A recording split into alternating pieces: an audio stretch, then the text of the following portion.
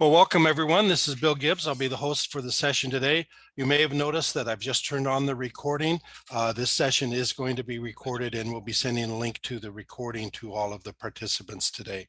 It is just a great pleasure to have you join us for the June edition of the Cap Talk Techs. And I'm really excited about this particular one because as we end our season, this is our last one for the academic year. We're ending it with a bang, and a great topic on networking excellence, building a strong value-based network in an accelerating digital world. And that will be presented by Dr. David Olivencia. And the former chair of our board, Hayden Land, will also be joining us in a role, in a discussion role a little bit later in the presentation. Again, I'm pleased to have all of you join us today. There'll be more that join us. There's always a few that take a while to get logged in. Let me talk about the agenda. If you've sat in on one of our webinars before, you'll notice we're following the same agenda. Just a little bit about capital, then some session pointers or housekeeping. Then we'll introduce the presenter. They'll go into the presentation, and we'll allow toward the end of the presentation time for questions and answers, and I'll talk more about that in a second. The slide says upcoming webinars. Actually, we'll have to put that on hold because the next webinar won't be till September, and I'll talk about that as well. And then how to get a copy of the recording or a link to the recording and a certificate of participation or attendance. I always laugh to myself when I come to this section because I see names who have joined us multiple times before in these webinars, and you've heard me say much the same thing every time, but there's always a few new people, and so I want to make sure that we do our justice to the university. We're Capital Technology University based in Laurel, Maryland, just outside of Washington, D.C. We have been around for a long, long time, since 1927, which means in this decade we'll celebrate our 100th anniversary. We're one of the very few private universities, actually not only in Maryland, but in the entire country, that is specifically devoted to STEM, with a special emphasis on engineering, cybersecurity, computer sciences, and tech management. And it's a unique niche that we roll in, but this is a very important role that we play, and it's a tremendous honor to be part of this organization. We're nonprofit, private, and accredited. Each of these words are potent, but I only want to unpack the accredited part. I like to tell people that we are regionally accredited. Many people who are not from the United States, and even those who are Americans, don't understand accreditation at the university level very well. Accreditation basically is a stamp of approval by an agency independent of the university saying you're meeting the highest standards and you're doing everything right. And in the United States, the highest level of accreditation that a university can receive is called regional accreditation. Across the US, it's broken into 6 regions, and each of these regions supervise the universities and colleges within their region. We're accredited with the Middle States Commission on Higher Education. And again, this is the same, this is the highest level of accreditation that a university can receive in the United States. We're also authorized by the state of Maryland to confer degrees all the way from our 2-year associate's degrees right up to our array of doctoral degrees. Now, with that, that is the end of the commercial, and I want to go ahead and talk about our housekeeping and get right into the presentation. We're going to be answering questions at the conclusion of the presentation, and we'll do that via text chat. But you can type in your question at any point, and then I'll be scanning the questions and returning to the presenter to take care of those toward the end of the presentation. Feel free to type them in at any point. We're not activating microphones or webcams for participants. And we'll be sending you a link to the recording to all registrants and attendees and registrants, and that will also be available on our webpage. And if you would like, we'll be able to furnish you a participation or attendance certificate. I'll talk more about that at the conclusion of the presentation. With that, I want to get right into the presentation, and let me introduce our presenter, Dr. David Olivencia. Let me read what it says here. Dr. Olivencia is CEO and co-founder of Angelus Investors. Previously, he's held senior executive positions of increasing responsibility at Nippon Telegraph and Telephone, NTT, Ford Motor Company, Oracle, Verizon, Softtek, and Accenture. He has leveraged his technology, business strategy, digital platforms, and network excellence expertise as an early stage or angel investor in 70+ companies. His portfolio includes 2 unicorns and 10 that have garnered more than 100 million in valuation and growing. Dr. Olivencia earned his BS in electrical engineering from the Rose-Hulman Institute of Technology and his MBA from the University of Notre Dame. And by the way, Notre Dame honored him in 2007 as a distinguished MBA alumni with that award. In 2020, he received an honorary doctorate from Bentley University. He's also completed the Harvard Business School Corporate Governance Program and received his certificate of director education from the National Association of Corporate Directors. Now with that, bear with us just a moment as I stop sharing and I give control to him to share. So let me go ahead and you should be able to do that now. Okay, let me give it a shot here. Can you all see my screen? Yes, we can. There you go. Okay, putting it on presentation mode. So everything looks good. Capital University logo and all. Everything looks great. So I'm going to take myself off video and mute myself so that you can carry on. All right. Well, excellent. Well, hey, thank you for the introduction, Bill and team, and great to see my dear friend Hayden, who will be joining us a little bit later on as we talk about more specifically networking with him and his career, amazing career that he's had as well. And honored to have him as part of my network. And we talked, I don't know, maybe a year ago or so about all the things going on in Hayden's life. And he talked about his involvement with Capital Technology University, his work on the board, and what amazing work you're doing. So it's an honor to speak with those. I saw people from all over the US and around the globe. So it was great to see you. And hopefully you'll find this informative. So as it was introed, I've been senior executive at many Fortune 100 companies. I've invested in some startups that have gone on and done really well. And I've co-founded a couple different technology leadership organizations. And the underpinning of a lot of that success has been networking. And what I've learned about networking along the way, what I've read in books, and my approach, networking, which is a little bit more disciplined and has a bit more rigor to it.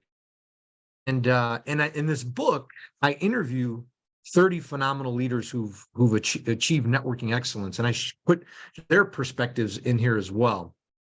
The one thing that I'll highlight in the book or about the book is the word work is capitalized, because to be excellent at networking, you got to put in a lot of work, and we'll talk more about that. So if you ask anybody, what's the number one or number two skill to more rapidly accelerate your career, get promotional velocity, find a job, or more rapidly accomplish your goals?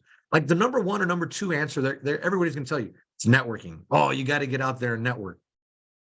But it's such a vital and important skill. And here are some different statistics there. But it's minimal, rarely taught in universities. It's such an important skill, but for all those things, but it's rarely taught in universities. And the way we learn, at least I've learned, is that, I watch some people, I stumble, I make some mistakes. I've gone to networking events and just kind of learned along the way. And I've tried to fast track this and take all these approaches and put it into a methodology that I'm going to share and some stories that I'm going to share as well around networking. So the first, what I'd like those who are in the chat to do is just share some, when you think about the word networking or what networking is, just type one or two words of what you think the definition of is, or what are some, key words or points around networking.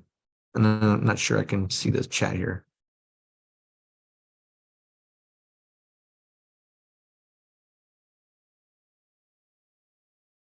And it's okay, because I don't think I'm not able to see the chat answers. Oh, I see one. Happy hour. Thanks, George. Yeah, happy hour can be a lot of networking that happens at happy hour. So so a lot of times you'll hear words like shaking hands, meeting people, value, all that stuff. But through my life experiences, the people I've interviewed, the hundreds of books I've read, I've kind of packaged it in to this definition of networking, which is creating and improving value-based relationships to facilitate mutual goal accomplishment. So the creating and improving, networking is an ongoing thing. This is not a one-time thing and when you need something. Or values in that I want to give value to the person I'm networking with. And it's a relationship. And it's the key thing, it's about mutual goals. It's not about me. When I do networking, it's not about me and my goals. It's about mutual goals and how do we work in a win-win collaborative way to both accomplish our goals, both or more accomplish goals. And as I mentioned, I have a framework for networking, and at the bottom of the framework is a foundation, and that's actually the most important part, and it's the part that's most often overlooked, and it's actually the hardest part of networking. And then you execute. You'll meet. It's about identifying the right people, the networks, and giving tons of value. I'll talk more about that. And then you optimize. You optimize with networking events. You optimize with social media. But across each of these levels of the framework is work. And it's a lot of work. And if you want to be excellent at it, you really gotta put in the work. So the first area I'm going to talk about is the foundation. That's the bottom part, and it's vital and so often overlooked. So the first thing and the first part of the foundation is about self assessment and really deeply understanding yourself, right? So I'd like all of us to just, in your mind, is just think about the sun and really think about what a powerful, probably one of the most powerful things in the universe, right? It gives us life, it gives us light, it gives us energy, it makes things grow, right? Planets evolve around the sun, and right, and it's been doing this for almost billions of years, right? And if you think about your network, you are the sun to your network. And the more that you understand about yourself, the more that you really deeply know who you are and what you stand for, the more life you're going to give your network, the more energy you're going to give your network, the more your network's going to be able to evolve around you. And so the more you understand about yourself, the more light, life, and energy you are going to give your network. So how do you do this deep self-assessment? Or who else has really done this self-assessment? And if you look at Billie Jean King, one of the top tennis players ever, and a really champion for women's rights, she has a quote on self-assessment and deeply understanding yourself, right? She believes that it's the most important thing towards being a champion. Well, if this thing of self-assessment is so important, well, what are the components of it, and how does one do it? And here are a few of these components, right? If you want to, you want to deeply understand yourself, what's your vision? What's your mission? What's your purpose? What are your core values? What value do you bring to any relationship, right? What makes you happy? These are not easy questions, and they change over time. So it requires a ton of work and a lot of reflection. It requires looking in the mirror and asking yourself a lot of questions. What is my purpose? What's my mission? What's my vision? And remember, this changes over time. What value do you bring to any relationship? I mean, each of us have unique life experiences. We've done amazing things, and we have value that we can bring to any relationship, but it's about deeply understanding what that is and our strengths, weaknesses, opportunities, and threats. So that's the first part, is really deeply understanding yourself. It requires a lot of work. Once you do that, then set goals, right? And I mentor a lot of people. And a lot of times we'll sit down and we'll have a mentoring conversation, and we'll get by the pleasantries of, where are you from? Well, how's your family? All that kind of stuff. And the first question I ask them is, well, what are your goals? And what are you looking to accomplish? And 90% of the time, the answers are, well, kind of think I want to do this. I like this. I'd really want to, maybe go in this direction. And I tell them, I said, look, and in my life, there was a point I tell them, look, if I don't know where you're going, it's going to be, it's going to be hard for me to help you get there, efficiently. And with as it relates to goals in my life, there was a time in 2004-ish when I was getting my MBA at Notre Dame, that Bill's talking about. I started studying all these very successful people, and there was this repeating theme, is that very successful people are very, very disciplined with goals. And I was kind of like that too. I kind of think I want to, but at that point in 2004, I heard from 3 or 4 different leaders, and it just hit me. I said, this thing is very powerful. And then in my book, I do deeper studies on goals and the art and the science of goals. But it's important that we all have SMART goals, right? Specific, measurable, attainable, realistic, and time-bound, right? So when you deeply understand yourself, then you can say, okay, what are the goals that I have? And they're measurable, they're time-bound, and it helps create focus in your life, all right, and your network, right? Then once you deeply understand yourself, you set those SMART goals up. Then now you can say, well, what's the brand that I want to communicate, to the world about myself? And if you think about Steve Jobs, right? He co-founds Apple. They do amazing things. If you study the history, right, he gets kicked out. He then co-founds Next, and then eventually works his way back in, and when Apple buys Next. And his first speech, and this was, I want to say roughly 2004, he comes back and he gets on stage, and he gives a conversation about Apple and their brand and what they're doing in the market and how they should think about their brand. And he comes on and he says something like, he said, this is a very complicated world. And it's a noisy world, right? And he says 2004, he said it was a noisy world. So we're not going to get a lot of chance, much of a chance to get people to remember about us. So we have to be really, really clear on what we want them to know about us, right? And so for each of us as individuals in our network, we need to be, this is why that self-assessment is important. So you really think, well, and I would ask everybody in the call right now, like, what are the 3 things that you want people to know about you in your network, right? And it's not easy, and you might have them in your mind, but I would encourage you to ask your friends. When you think of, walk up to one of your friends and say, hey, when you think of me, what are the 3 words that come to mind? And see if those are actually the 3 words that you want. 90% of the time they're not. So there's this continuous work on brand. So still on the foundation. Now we talk about rituals and routines. So we deeply understand ourselves. We set the SMART goals. We then power ourselves with a brand, right? With these, 3, 4, whatever keywords, right? That we believe we stand for in a brand. And then we power that ritual routines, right? And you look at Aristotle, and you start, and the book is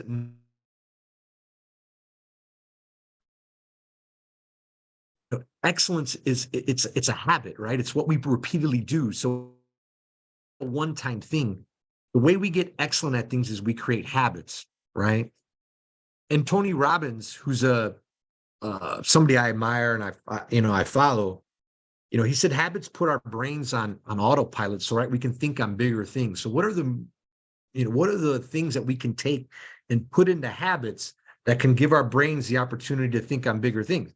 And you look at our time, we have so much time in the day, like 40% of our days are habits, right? But are they the right habits? I mean, he says it here, he says, going for a run in the morning it's a great habit, it's a great routine, but also watching popcorn and Netflix and, it's also a habit, but one gives you energy, one takes it away. So people who are excellent at networking are very focused on their habits, their time, their goals, and they power those with rituals and routines to give them a strong foundation.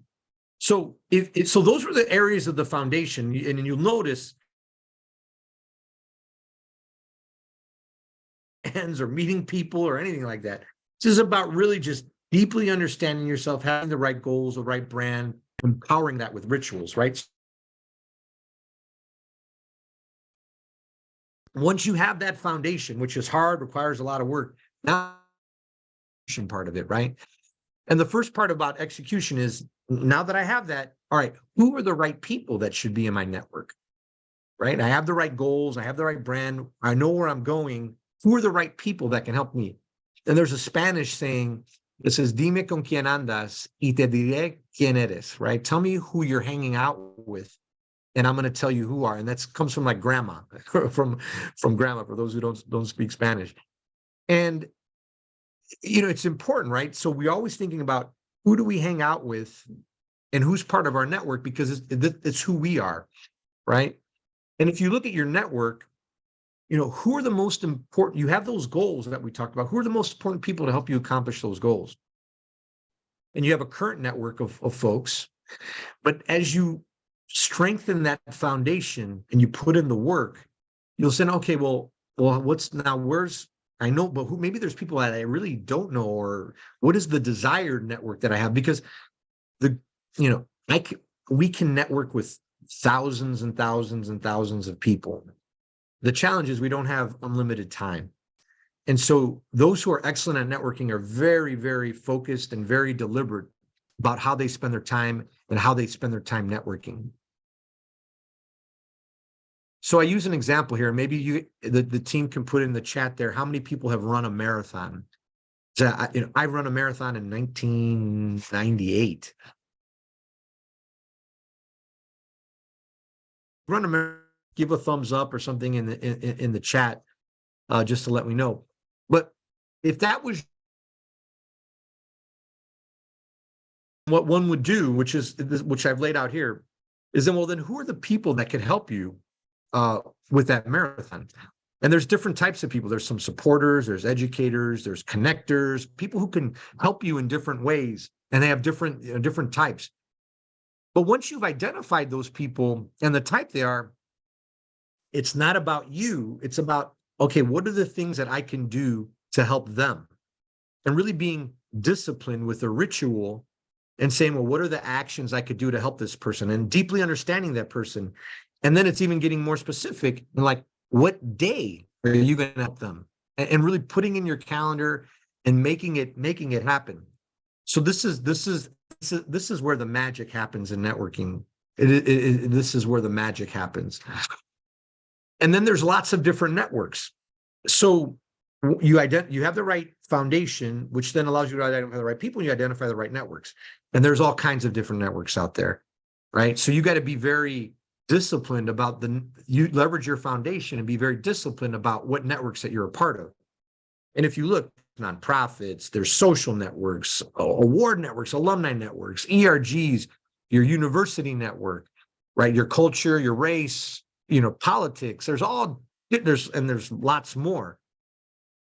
But once you have that foundation, use that to identify the right networks. The one in the middle is you invest in these networks. You invest with time. If you join, you get involved. But you also should consider paying money and investing to be part of these networks. And I'm like a part of, I don't know, 5 or 6 that I actually pay to be part of these networks, because they're aligned with my foundation. And so you identify the right people, the right networks, and then you add value to them. And how do you measure the value, right? And Napoleon Hill has got this quote, around helping others and success, and that's the way you help yourself. And then now there's so many tools. So you have the goals, you'll identify the people, and then you say, well, how do I help them? What are the things? So you deeply need to understand who they are, what do they care about? And this happens through research, looking them up on Google, looking up maybe videos they've done on LinkedIn, posts they've done, and then formulating a hypothesis with your foundation. Right? What value can I add? What values do I have? How can I help them? And then you go for it. You execute and you make it happen, and you go help them. And then you calibrate. You keep doing it over and over as part of your ritual. Who's wearing your t-shirt? Just a simple, simple story that as you identify people and as you're adding this value to them, you're helping them with their goals, right? You're helping them. When you're not in the room, they're saying, wow, that Hayden, he just adds, he's helped me with X, Y, and Z, and he's great. And the other person will say, wow, no, Hayden has done that for me too. He's helped under my daughter do X, Y, and Z. And so you're not in the room, but they are talking about you, and they're just talking about all the value you've add as well. So the anti approach to this is what we call 911 networking. And 911 networking is, and I think we've all experienced this, is when, I'll tell the story. So I interviewed Dr. Robert Rodriguez for the book, and he shares a story. He wanted to build a relationship with somebody. He invited this person for golf. He invited this person to galas. He invited this person to lunch. And every time this person kept saying, "No, I'm sorry, Robert, I'm busy. No, Robert, sorry." So every time he invited him, that person was always busy, busy, busy. 2 or 3 years pass, and out of the blue, this person, picks up the phone and calls Robert and says, "Robert, hey, old buddy, old pal, Robert. Hey, I got some news. I had some updates, and I just got let go from my employer, and I'm looking for work, and I was hoping you could help me. Help me leverage your network and help me get a job." And Robert's like, "Every time I wanted to connect with you, you were too busy." And you'd think that Robert would have said, "No, no, yeah, I'm busy. I'm busy," right? But Robert, used it as a coaching opportunity, and then and ended up helping him. So 911 networking, we want to avoid that. And it's basically like when you haven't heard from somebody in years, right? And they come and they ask for something without even, sometimes not even saying, "Hi, how are you? How's the family?" They just go right for the ass. It's like, man, so you want to keep your networks always warm with value, right? So, and in life, we have ups and downs, and we are going to have downs, but you want to have done enough value and enough connecting with people that when you make that ask, they're more than happy to help you, and they want to help you, right? And it's not a 911 networking. Okay, so we have the foundation, we've executed, now we're on optimization. So there's these networking events. I've been thousands of networking events, and the way I think about networking events are, what do you do before, during, and after, right? So on the before, the first is, are you even at the right event, right? So there's thousands of networking events out there. Those who don't have a solid foundation, they're going to any different event that's out there, and they're not focused and deliberate about, well, am I at the right event? If you're at the right event, or you're going to the right event, then who do I know who's going to be there, and can I connect with them in advance and connect with them with value and how I can help them? A lot of times these networking events are busy, things happen. So things that you can do in advance of these events, it can help you and get a leg up. During event, in my book, I have 30, 40 different things that you can do. And I'm continuing to learn more all the time. Couple ones are just, I come early to events. One. Second is we've been given 2 ears and 1 mouth, and we should use those in that proportion. You'll go and sometimes hear people blabbering the whole time, and it's like, you want it to be a conversation. Bring people in. So you'll see somebody who's alone, bring them in, connect them. And here's the one thing, and you'll see this a lot. I go to networking events, and I'll look at 2 or 3 people, and they're sitting there chatting 30, 45 minutes, an hour later, they haven't talked with anybody else, and it's the same 3 or 4 people speaking to each other. So figure out a way to diplomatically, in a nice way, and I talk about it in the book, break away, say thank you in a very nice way, and connect with other people at events. So in the book, there's a lot more, and then what you do during, and then after, you follow up with value, right? With the people you've met, and you connect with them and follow up with value. And there's a lot more things there in the interest of time. social media is the last part of the optimization area of the framework. And it's not, I don't have you can write a whole book and have a whole conversation on social media. But what I would say is with social media, the greatest and the most powerful thing about social media is you can reach millions of people around the globe instantly with your message. Does anybody know what the bad thing about social media is? Bad thing about social media is that you can reach millions of people around the globe instantaneously with your message. So if you don't have the right foundation, you're going to see all kinds of people posting all kinds of weird stuff on social media. You want to be with that strong foundation that you have on social media. You want to be like a sniper, and a sniper of value, that when you post, it is a post of value to your network, to give them value, to have them connect with you, to better understand where you're going in your brand and ways that you can help them. And then there's all kinds of different tools and techniques that I go into the book around social media and what you can do there. I have one story, one story that I'll share, and then would like to bring Hayden on during that time. Maybe, yeah, I'll have one story. So I was a part of I co-founded this organization called High Tech, and that's actually how Hayden and I met. It's called the Hispanic IT Executive Council, and it was co-founded off of other networks that I've been a part of. But it's something that my foundation believed. I love technology. I love the United States Hispanic community. And I said, I'm going to, and a network didn't exist like this. So, and this is what I say in my book, if you believe in something and there isn't a network that exists for it, create one yourself. So did that. And it was an amazing ride. And while I was there, I was at Oracle, another network. My employer was Oracle. And within Oracle, they have what they call Political Action Committee, which is a PAC.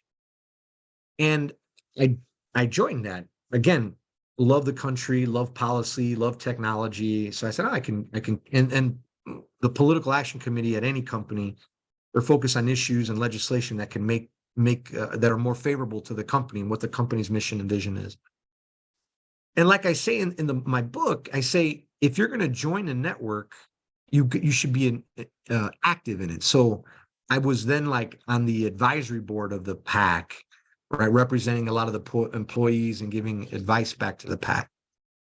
So there was an event at the White House, right, around that time. This is, I don't know, 2006 or something like that. 2000, maybe 2000, no, maybe 2008 or 9. And there's this another network called TechNet, and TechNet is a group of a bunch of technology organizations who band together and lobby Washington, D.C. for for policies that are more favorable to the tech industry to keep our competitiveness up. Well, Oracle was a part of that group, TechNet, and they had an event at the White House. They invited they invited Oracle to the White House, and the people who run the PAC at Oracle couldn't make it. So they turned to who's the next person that they know who's been most active in the organization. They say, hey, David, there's an event at the White House. We can't make it. Is this something that you could do? And I was like, yes, I'd love to go to the White House.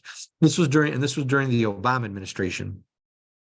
So I get to the White House, and it's great. They have, it's great on multiple levels, right? The White House itself, they bring in the Secretary of Commerce and Secretary of Labor, and they're talking about all these things that impact the technology industry. And I'm in the room with a lot of these technology luminaries, right, as well, from all these different tech companies, CEOs, senior vice presidents, et cetera. And it was awesome. It was informative, and I'm loving it, and I'm loving this network. And then afterwards, we're in the Rose Garden for like a little networking reception, and I get speaking with this one person. I get to meet him. I introduce myself. I say, I'm David. I'm with Oracle. I'm representing the PAC. And I say, oh wow, hey David, my name is Bruce, and I'm with the NASDAQ. I said, wow, Bruce, that's amazing. And in my mind, I'm thinking about what are the connections of value that I have with the NASDAQ? And in my mind, I'm thinking about high tech, and I'm thinking about, well, wait a sec, there's a lot of this organization, high tech, that I'm a part of. A lot of our members and a lot of our sponsors were on the NASDAQ. So Oracle was a NASDAQ company, Sun Microsystems, Cisco, and there were a bunch of others that were on the NASDAQ and sponsors of high tech. So like synergies. So I said, hey, Bruce, a lot of our members and our sponsors they're either on the NASDAQ or they're in tech companies. Would it be possible for us to open the NASDAQ? And when we're only like a 3-year-old organization, we have maybe, I don't know, 50, 60 people. But the point I say in my book is, you never be afraid to ask. The worst thing that they can say is no. You should always never be afraid to ask. So I asked him, I said, Bruce, would you allow us to open the NASDAQ? And he said, you know what, let me think about it. I think it might be a good idea. So long story short, I connect, I follow up. Hey, Bruce, great meeting you. Connect with value, reinforce. I did it via a note. And he ends up saying, yeah, no, we'd love you to open the NASDAQ. And we went back and forth. We ended up doing it. And, a couple months later, we opened the NASDAQ. So I'm up on, and I get to look at all the people in this high tech network, right? Think about all the value. Get to invite all of them to come. They get to open the NASDAQ in Times Square, celebrate. We get our pictures up on Times Square. And it's like this kind of, again, it's like this mutual value, right? That you're giving it back to your members and all that stuff. So it's that's the high tech story. And a little bit about networking. I'll have a call to action, and then one other little commercial, and then we'll bring Hayden on. But my call to action to all of you that are listening is, get out there and put in the work, right?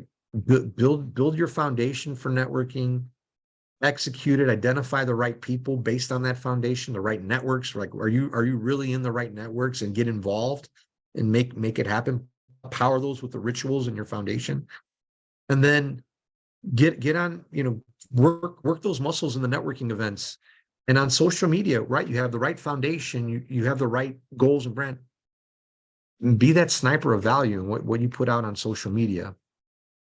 If you haven't got the book, it's you can get it on Amazon. If you want, you can reach out to me, connect with me on LinkedIn. I'll do a network review session, take a look at your network, give you some thoughts, perspectives on that. And then the network that I run, Analyst Investors, we have different levels of membership. We have an associate level of membership if you're interested in the Networking Excellence book, the review, and then becoming a member. We have a package. You can reach out to me on LinkedIn for more information on that and how to get those. So with that, let me stop sharing, and let me see if we can bring Hayden back on, and then Hayden, you're able to hear me? Yeah, I can hear you. All right. Well, it's good to see you. How are you doing, Hayden? I'm doing fine. Thanks for the invite. That's great. So, Hayden, I've known you a long time. I don't know, 15 years or so, 10, 15 years or so. Amazing career, amazing network. I know networks in the government space, in the security space, in the education space, even the Redskins and cheerleaders, all kinds of different things, right?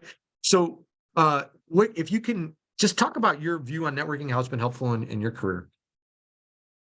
Yeah, sure. And just a little background. Dave did send me his manuscript prior to his publication, and I read it, and I sent him back an endorsement that he used, and I was quite pleased that the 5 key messages that I highlighted as what I really liked about it: the understanding yourself, using the SMART model, having discipline and selecting your networks, optimizing, and social media. You kind of just laid that out very succinctly. So I do recommend those who want to exploit this opportunity of leveraging your network, creating it, and doing it all right, get the book. But that said, Dave, to answer your question, there's as I look back my long career, there's probably 6 use cases or scenarios where networking has helped me. in some way or help those around me. And I'll quickly kind of run them through.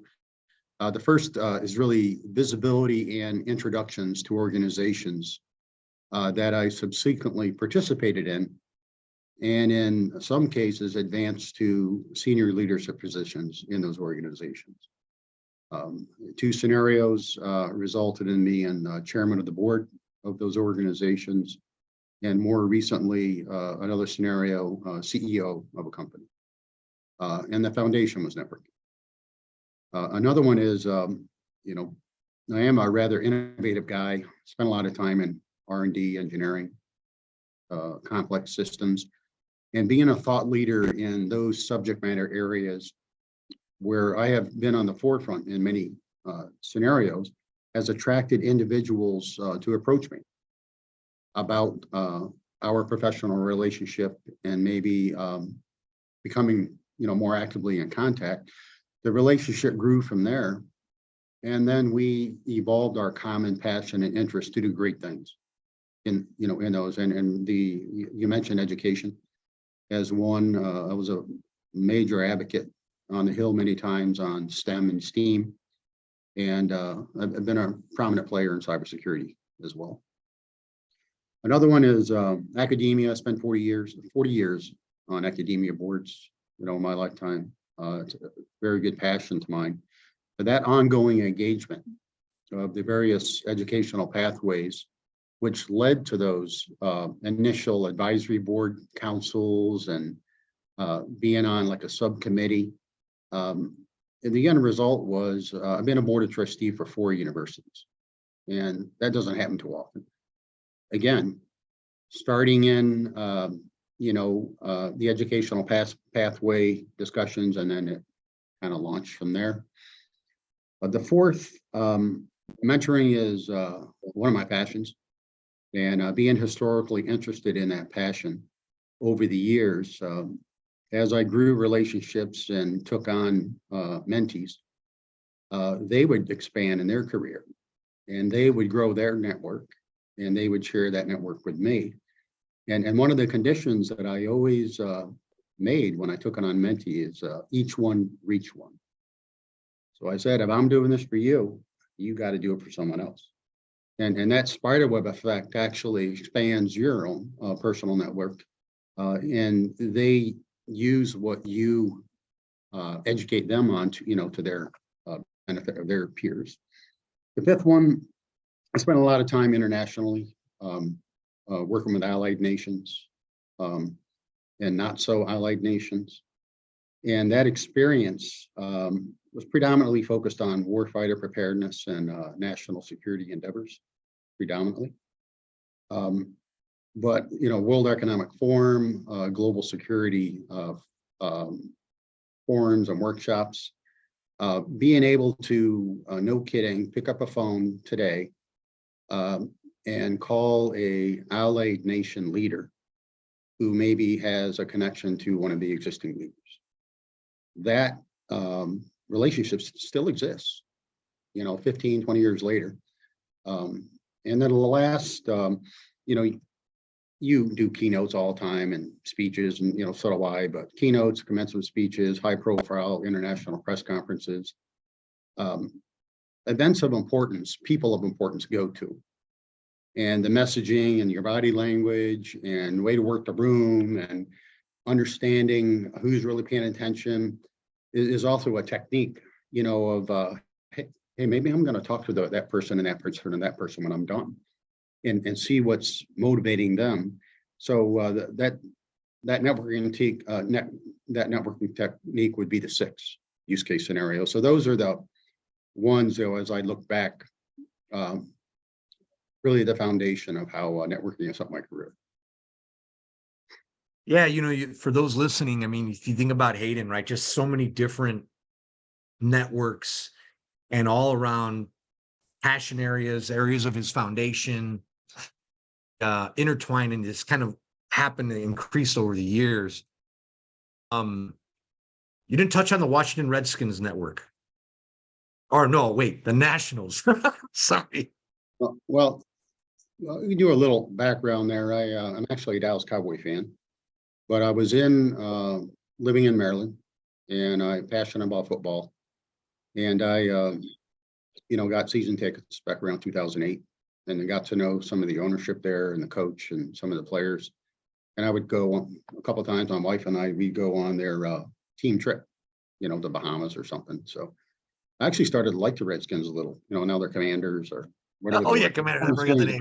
I think I was the only person on earth who liked the Cowboys and the Redskins at the same time. Well, anyway, the funny side of the story is I ended up having a gig of being one of the cheerleader judges, to see who made the team. So, but there's all sorts of funny stories. But yes, there are social networking levers and things that are outside of your professional networking. So there's all sorts of ways of leverage networking. Yeah, and you get connected there, and it's great, and just shows the the different passions that and the different scope of networks that you can be a part of, right? So thanks. So Hayden, I talk about in the foundation rituals, routines. What as it relates to networking, any that you want to share? Yeah, I think that this is really important. I mean, in that part where you have a great opening on your message about understanding yourself, you really, really got to understand yourself, and then you apply your rituals to that. So sort of my approach is, get to know the people, understand their background, establish a very sound understanding of their value system. That's kind of my pre-work. And you can do that in a number of ways. You pointed out a lot of them. But there's always going to be differences in political, religious, environmental factors. You got to be able to set those aside and just say, we'll agree to disagree and focus on that core value aspect. Because if you have alignment in the foundation and value system attributes of what's important to you, it's worth putting the effort into expanding your network. So that's always been my litmus test. And if I was to list the values that I look for, it is being ethical, being trustworthy, being accountable. I like high performance oriented individuals. I like intelligent people, passionate people. Got to have a sense of humor, and you're caring, and that's what I look for. So forget the stuff that really doesn't matter. Focus on the things that matter when you establish your network. Cool. And then, so I guess before, just in the interest of time, I think we got a couple minutes here. Want to give any other just closing thoughts, Hayden, as it relates, or anything that you want to share, kind of tips and nuggets of to the audience and your life experience around networking? Yeah, I'll take one of the examples and do a short story. I'll use the one about high tech as an example. So I had a relationship with Signet, which is a security innovation network, and it's a different Robert Rodriguez, but he was CEO. And I would go and present and help him advance his cause. It was about enabling the cybersecurity growth, that market and startups and everything. And Robert was a guy, he knew I was half Hispanic, and it's very hard to tell, but I am. And he said, there's this group called High Tech, and they're doing some great things. And a couple of years ago, they opened up NASDAQ, and they're really going to make something of this. And they have this message of pulling up people, basically. And the organization's done great. So I said, okay, thanks. And then I followed up. I think it was Andre Alvarez at the time, and then went to one of the meetings, and I was with Lockheed at the time, and I really resonated well with that group. And fast forward, David was heavily involved at the time. Probably within a year's time, I was a board director of the organization and supporting the organization, consistently.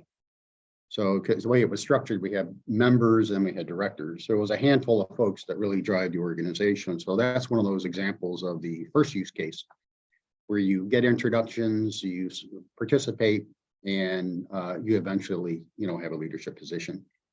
And the last one will be my current job. and then I'll be done. So I am CEO of Safely to Prosperity, an infectious disease management spread system that wish we had it 3 years ago, but we'll be ready for the next pandemic. About 30 years ago, I was the chief chief architect of Lockheed Martin's new commercial business. And one of the venues we were focusing on was healthcare. And I was at a conference and I did a pitch, and John Norris, who would just step down as the FDA COO, came up to me and said, "Hey, I'm an entrepreneur now and I have the startup company in Caprinden. Can I come in and give a pitch?" So we did that. So we did a few things. So 10 years later, I'm making circuits on doing keynotes at complex adaptive systems conferences. John Norris comes up using the audience. He says, "Hey, Dan, seen you in a while. We get caught up, we do for your research papers." 10 years later, John calls me up on the phone, says, "Hey, Aiden, how's it going?" And it's like, we just spoke, but it's 10 years later.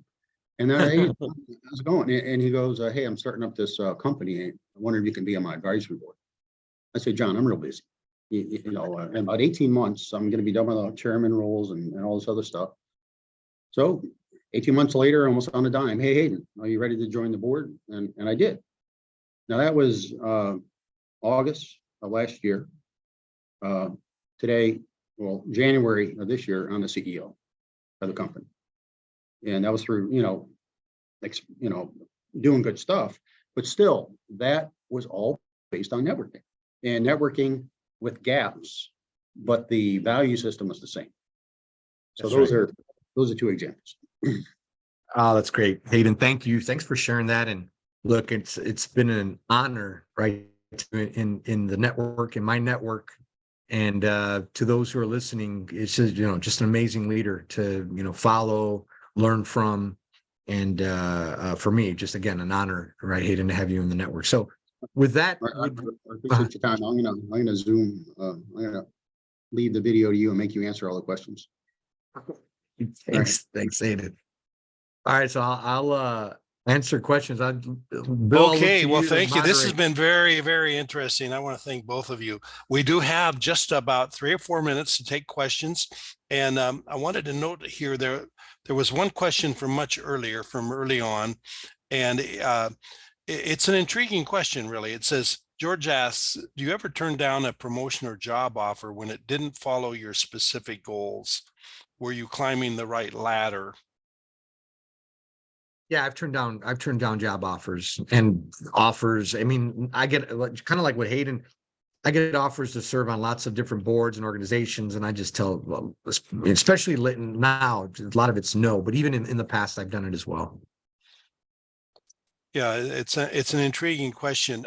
George also noted about just a comment about social media. It's not really a question. Social media can link you with folks you did not want to share with, especially if you attract under clearances. Be careful out there. So for those, and we, in the cyber world in which Capital lives, we do attract a lot of people who have clearances. And so just a good common sense comment there on his point. Now I'm just scrolling down. Leif Haney asks, or it's not really a question, it's a comment. "I found that mirroring and repeating what I hear from the other party during the conversation instantly provides a level of appreciation.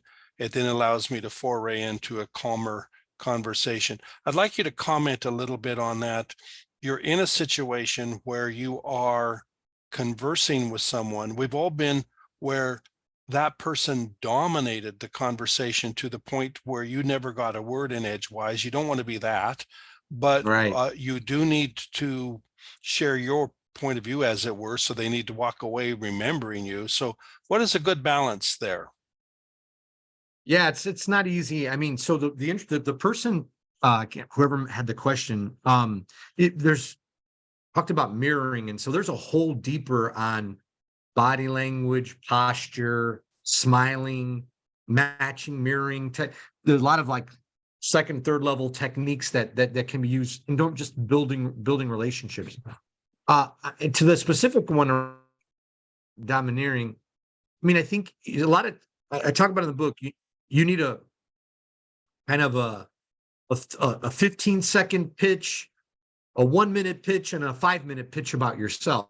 So realize that you're probably only going to get that 15-second, hey, I'm a tech executive, investor, and an author around leadership. You might, and then that person wants to dominate for a while. They're going to dominate for a while, and you meet them. Hey, well, thank you, great. Think about how you can help them. Leave them with a message on how you can help them. And if they're overly dominating, then you say, well, thank you, and move on. I mean, that's in a very nice way, in a way that you can maybe follow. You gotta balance. There's no black and white, but that would be what my suggestion. And I will take this as the final question, but we'll have just a very brief time to answer it. Leif also says, what challenges did you face business-wise when you were trying to expand the network further? For example, a small business with less than 5 employees, how would you recommend networking and seeking initial clients? You got to have a strong foundation. So spend that.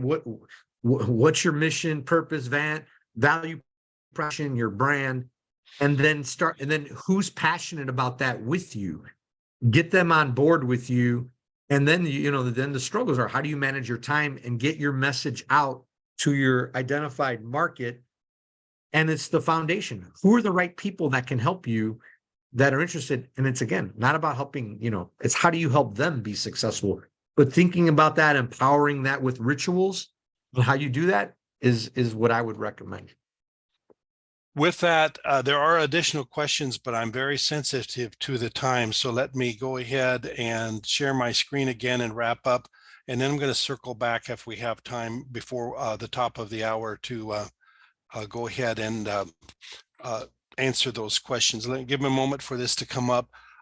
Normally at this point, I will talk about our next webinar, but we do not have a next webinar. We'll take the months of July and August off and return in September. So just be watching your email to know when our next session starts. We are going to plan a whole series of them from September to June 23 and 24.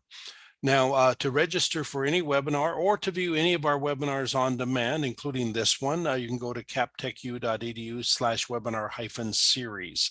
And there you can see all of the ones.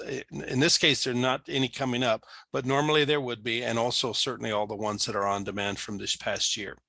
I also like to put a pitch out. A lot of times people joining our webinars are actually interested in pursuing a degree from Capital. If you're interested in that, at any point, we have regular and monthly webinars dealing with both the master's and the doctoral programs, and feel free to join us. Just shoot us off an email. We'll be happy to add you to the mix. Now, with that, a link to the recording is going to be sent to all of the registrants. There's actually many more registrants that will watch this on demand. So watch for that email. And then if for both those live and for those watching the recording, if you would like to have a certificate of completion, just let me know. Just simply reply to the email that I send out, and I'll be happy to provide a certificate to you. With that, we are concluded, so watch for that following email. I want to thank our presenters and both David and Hayden for their talk. Now,